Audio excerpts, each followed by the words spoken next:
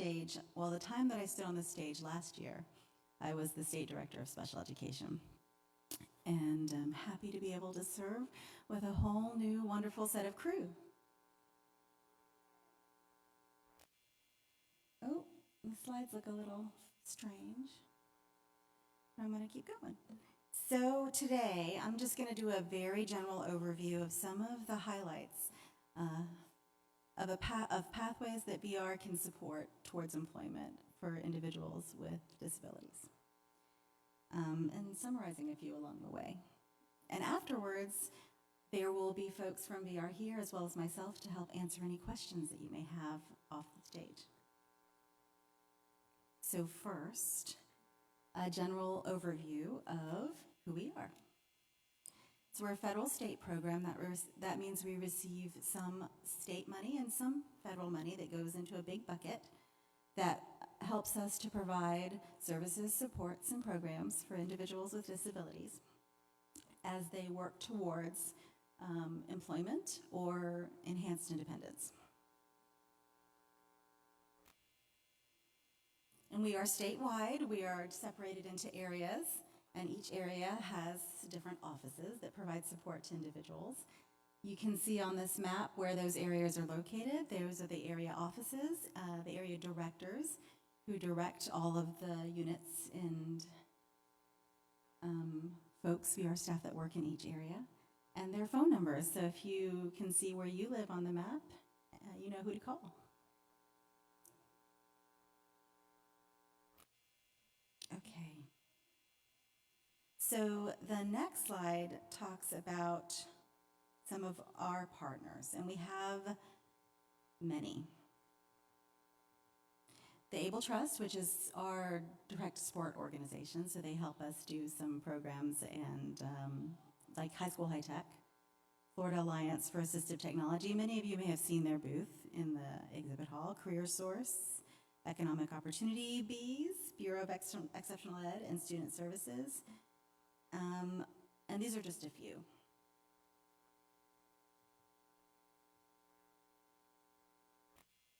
So some highlights of some of our successes. And these numbers are from last fiscal year, so 21-22. And I'm sure when we review these at the end of this year, we'll see even more ways that VR can help the state. And this is something that I mentioned last night, that for every dollar that goes into VR programs, we return about $10.50 back to the state economy. And that's a big return on investment. We have 224 jobs that were saved through job retention services offered through vocational rehabilitation, 646 businesses served by our BR unit, our business relation unit, and 849 employers hired 2 or more VR customers last year in the state of Florida. So those are some big successes that we should celebrate, mostly due to the hard work of the boots on the ground counselors serving every day all through the state.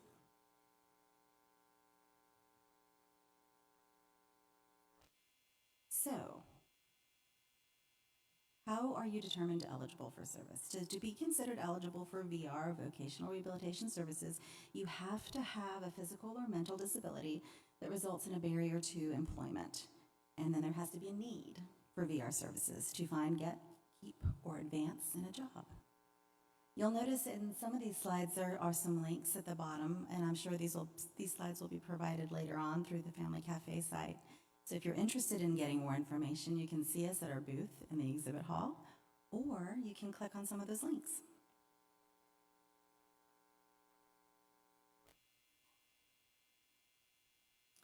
The role of the VR counselor. So we have roughly between 500 and 600 VR counselors throughout the state, serving in the 7 areas. And those VR counselors are the heart of what we do.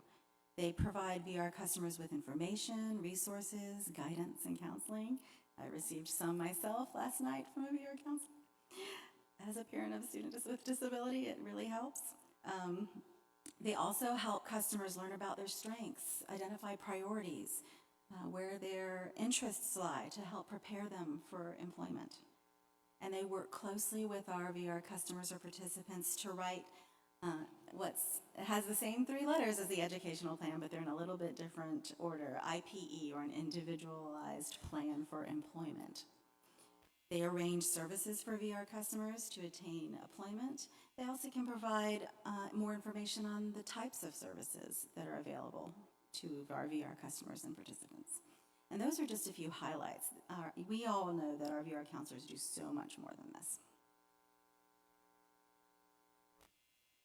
Okay, now to the meat of the presentation. There are many pathways to employment that VR supports through our services and the folks who work for us. And you can be eligible for them when you are a middle schooler, you can be eligible for them as a high schooler, and you can access them as an adult. And we're going to take these in chunks.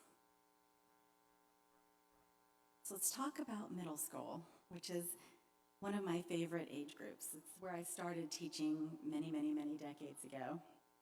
Beginning at age 14, every student with a disability has the opportunity to participate in something we like to call pre-ETS, or pre-employment transition services. I think in education and in VR, we share our love for acronyms, so there'll be several that you'll encounter through the slides. So the pre-ETS services, or pre-employment transition services, have 5 main buckets that they go into. Job exploration counseling and post-secondary education counseling. Those are the counseling buckets, 1, 2. And then there's self-advocacy training, which includes that peer mentoring piece. There's another acronym, WBLE, Work-Based Learning Experience, and WRTR, Work Readiness Training. We're going to take those in little buckets. So the first of the 2 counseling types for pre-employment transition services, or pre-ETS, that middle schoolers can participate in include job exploration counseling, where they talk about job options, and and the goal is to foster motivation, to consider what those opportunities are. Helps you as an individual recognize the relevance of high school and post-education training, post-school training, on the future and your employment goals. So both in college or in the workplace. So there's job exploration counseling, and then the next one is post-secondary educational counseling. And that talks about comprehensive transition programs, career and CTE, or career and technical education, and then other post-secondary training or education programs. The third is self-advocacy training, which is so important. It's some of the most difficult training to work with students on, because it's more soft skills oriented, but you talk their abilities, their needs, and that's the most important, how to communicate about those things. What does it look like when you're interviewing for a potential job or applying to schools or universities? How do you communicate those things to others? And that's a big part of self-advocacy training, and I think one of the most important training that we can offer for our middle school students. A part of that self-advocacy training is youth peer mentoring.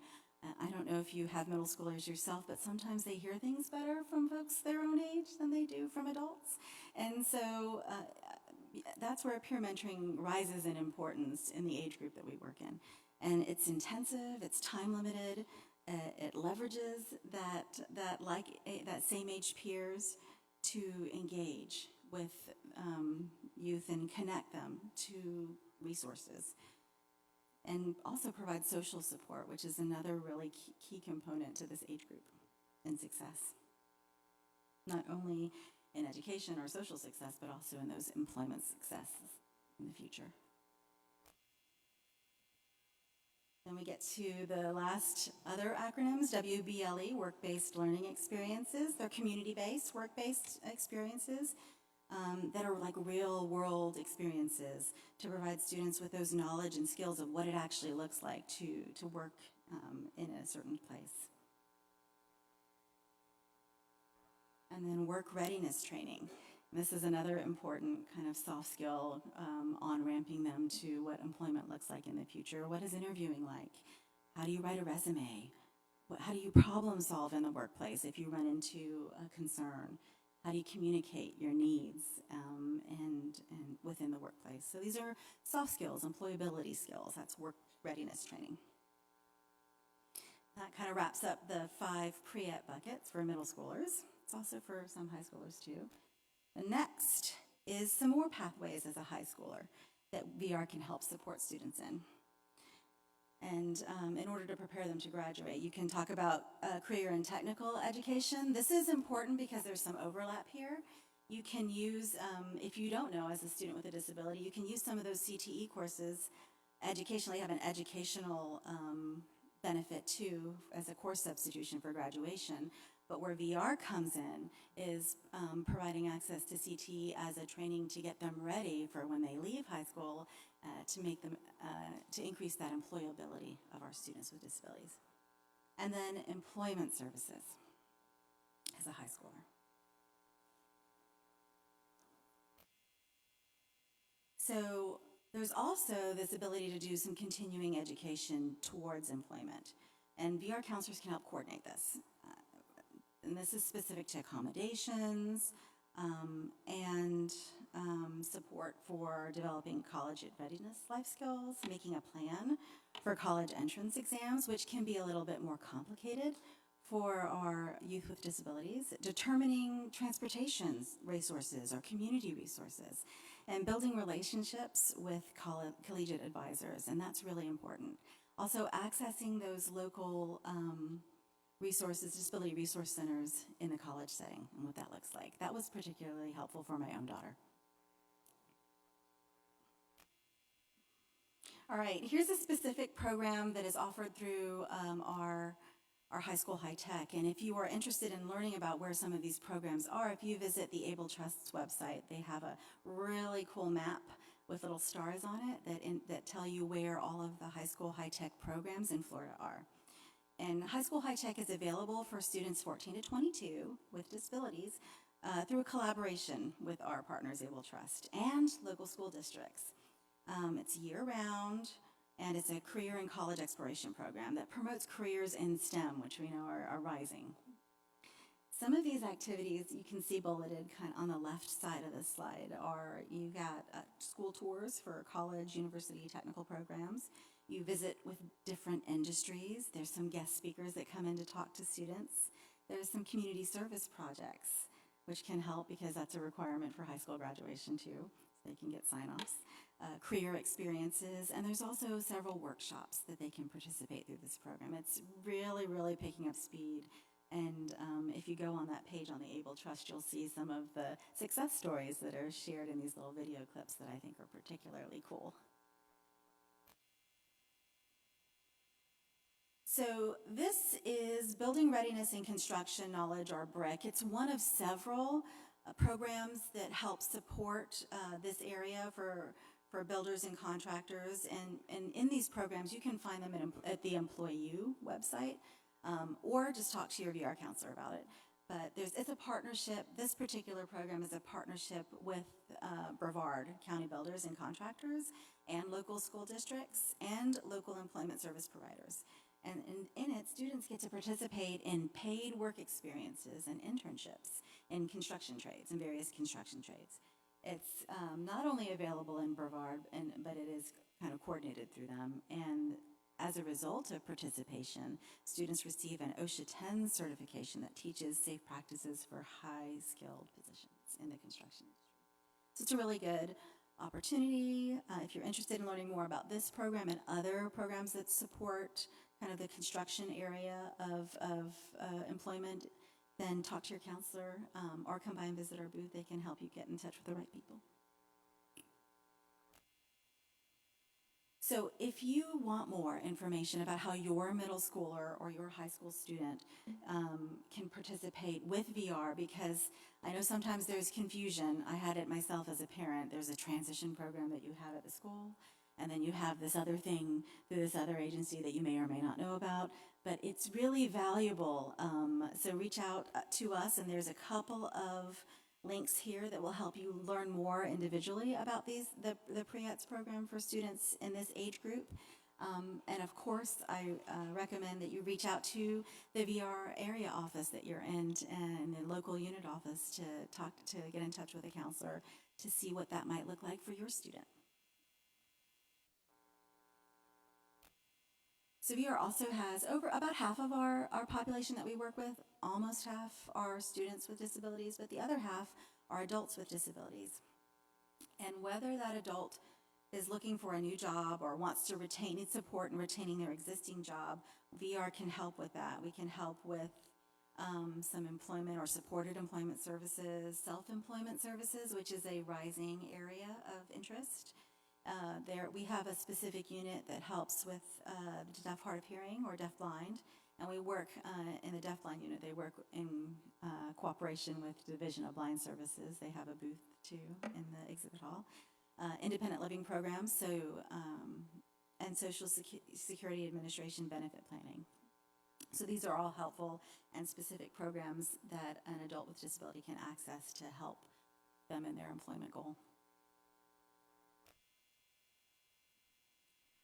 Additional VR services, of course, that counseling and guidance for career counseling and guidance, that training component, evaluation and planning, which is a component whether you're a student or an adult, assistive technology and devices, job coaching, job placement, another acronym OJT or on-the-job training, job site assessment for accommodations, supported and customized employment, medical psychological assessments, time-limited medical or psychological treatments. This is just a very small list of all of the different services that we can provide support with. And of course, it has those handy-dandy links on the bottom of the page. So this was a super short presentation, but I think the overall message is that there are so many pathways forward towards that one goal: increased and enhanced independence and a meaningful employment, which it really helps and is important to all of us, whether we have a disability or not. Thank you for your time today. Thank you for your presence at this conference. I will be here off stage with some folks if you have additional questions or if there's anything I can help you with. All right, guys, thank you.